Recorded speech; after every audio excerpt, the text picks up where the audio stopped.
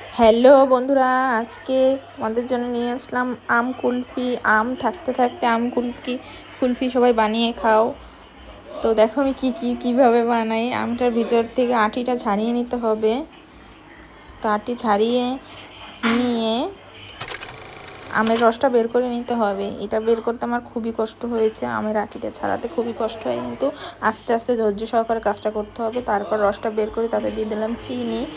যার যার স্বাদ মতো চিনি দেবে, কেউ কম খায় কেউ বেশি খায়।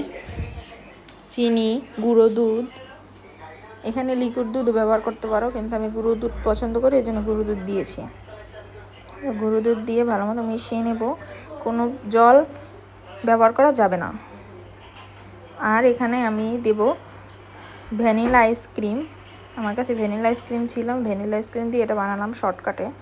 তো ভ্যানিলা আইসক্রিম দিয়ে ভালো মিশিয়ে ভালো মতোভাবে এই আমের ভিতরে ঢেলে দেব। তো ঢেলে দিয়ে আমার একদম বাইরে থেকে পুড়ে গিয়েছিলাম, ভালো মতো মুছে নিয়েছি। তো ভালো মতো আটকে দেবো। আটকে দিয়ে এটাকে সারা রাত অবধি ফ্রিজে রাখতে হবে। 12 থেকে 18 ঘন্টা ফ্রিজিং করার পর এই দেখো আমার ফাইনাল লুক। তো এর খোসাগুলো আস্তে আস্তে ছাড়িয়ে নেব। আস্তে আস্তে ছাড়িয়ে নিয়ে দেখো আমার কি সুন্দর দেখাচ্ছে। আমের কুলফি এত টেস্টি হয় খেতে, অনেক মজা হয়।